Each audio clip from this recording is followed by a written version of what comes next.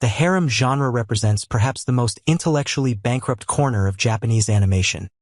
A creative wasteland where genuine human connection and thoughtful storytelling are sacrificed at the altar of cheap wish fulfillment and voyeuristic pandering. What we encounter in these productions isn't merely bad romance. It's the complete annihilation of romance as a concept, replaced by a hollow simulacrum that bears as much resemblance to authentic human relationships as a plastic bonsai does to a living forest. The typical harem anime operates on a framework so predictable and creatively barren that it borders on algorithmic. Take one unremarkable male protagonist, whose personality rarely extends beyond kind or hardworking.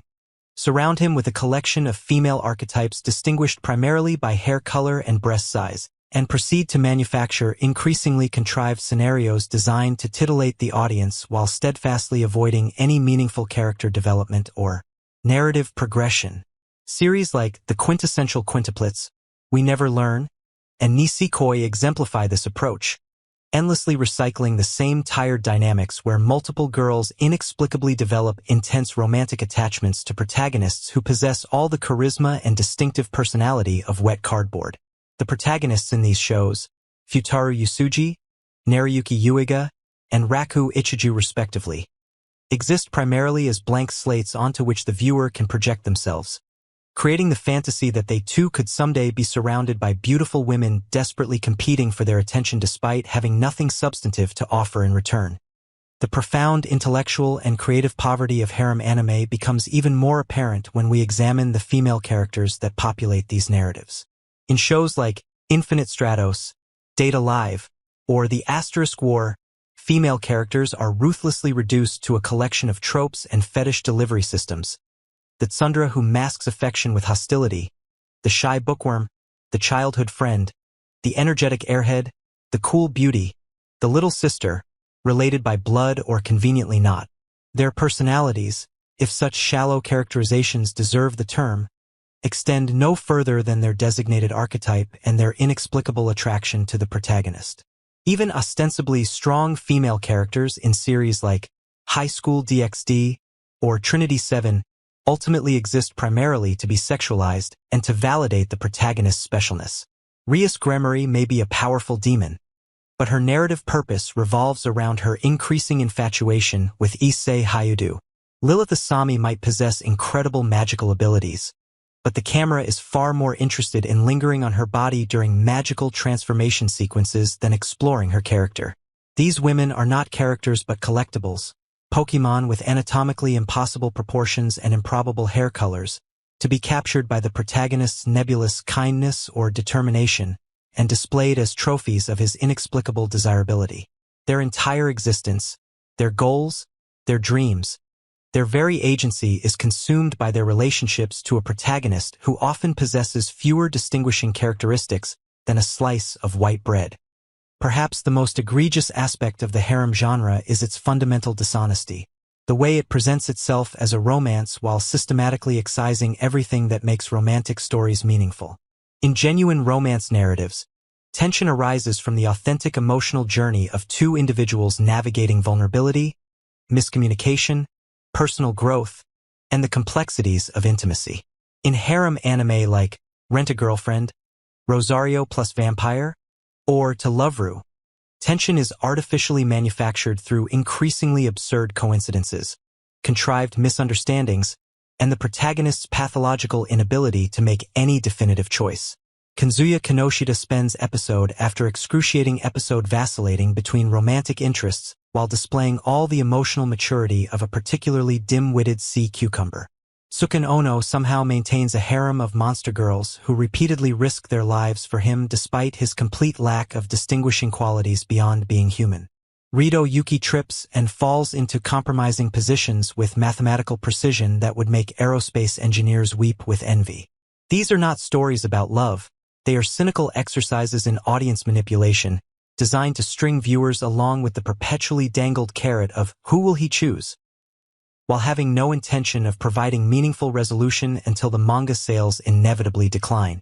The emotional investment these series demand is rewarded with narrative cowardice, as authors like Reiji Miyajima or Su Minazuki extend their stories far beyond any reasonable conclusion point.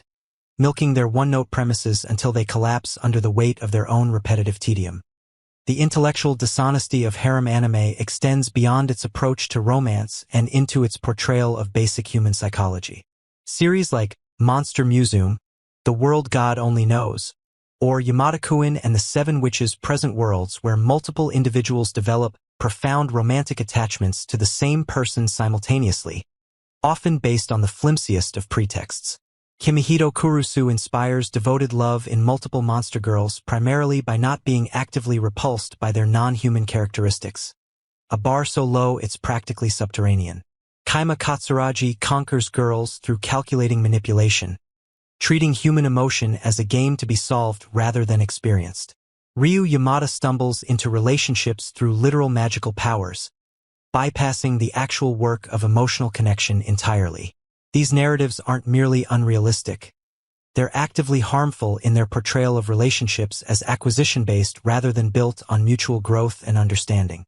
They perpetuate the toxic fantasy that love is something to be won through persistence or collected like trading cards rather than cultivated through genuine emotional intimacy and reciprocity. The message isn't subtle. Women exist in abundance for the taking. Their affections are yours for the minimal effort of basic human decency or sometimes less. And the protagonist's indecisiveness is not a character flaw but an enviable position of power and privilege. The damage inflicted by harem anime extends beyond mere artistic mediocrity and into the realm of cultural impact. Series like Sword Art Online, In Another World with My Smartphone, or The Rising of the Shield Hero combine the most insidious aspects of harem construction with power fantasy isekai narratives, creating toxic cocktails of male entitlement and female objectification disguised as empowerment tales. Kirito collects devoted women like badges of honor while the narrative bends over backward to justify his specialness. Tuya Mochizuki is gifted with godlike powers, medieval technology expertise, and of course, multiple beautiful fiancés. Because why settle for one when you can have 9?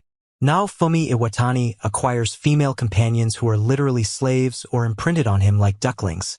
Yet the narrative presents this as morally justified because he treats his possessions kindly. These stories aren't merely creatively bankrupt. They actively normalize deeply problematic relationship dynamics under the guise of entertainment, teaching impressionable viewers that women exist primarily as rewards for male protagonists and that genuine emotional reciprocity is less important than accumulating a collection of devoted female admirers. The insidious nature of these narratives lies in how they masquerade as stories about growth, adventure, or even love, while fundamentally undermining the very concepts they claim to explore. The terminal stage of this creative disease manifests in series that attempt to present themselves as deconstructions or subversions of the harem genre, while ultimately reinforcing its worst aspects. Shows like Oreguru, Sikano, or Beka Monogatari position themselves as more intellectually sophisticated than their brethren, featuring protagonists who are cynical, self-aware, or ostensibly more complex than the standard harem lead. Yet for all their meta-commentary and literary pretensions, they inevitably devolve into the same fundamental pattern. Multiple female characters becoming inexplicably enamored with a male protagonist whose specialness the narrative insists upon despite limited evidence. Hachiman Hikigaya's misanthropy is reframed as profound insight rather than adolescent angst. Tomoya Aki's objectification of women is presented as the necessary perspective of a creative genius. Koyomi Araragi's inappropriate behavior toward minors is dressed up in artsy direction and pseudo-philosophical dialogue. These series demand to be taken seriously while perpetuating the same fundamental problems, adding a veneer of intellectual sophistication to what remains, at its core, the same tired formula. They are perhaps the most insidious iteration of the genre wolves in critics' clothing, offering the illusion of deconstruction while serving the same rotten meat.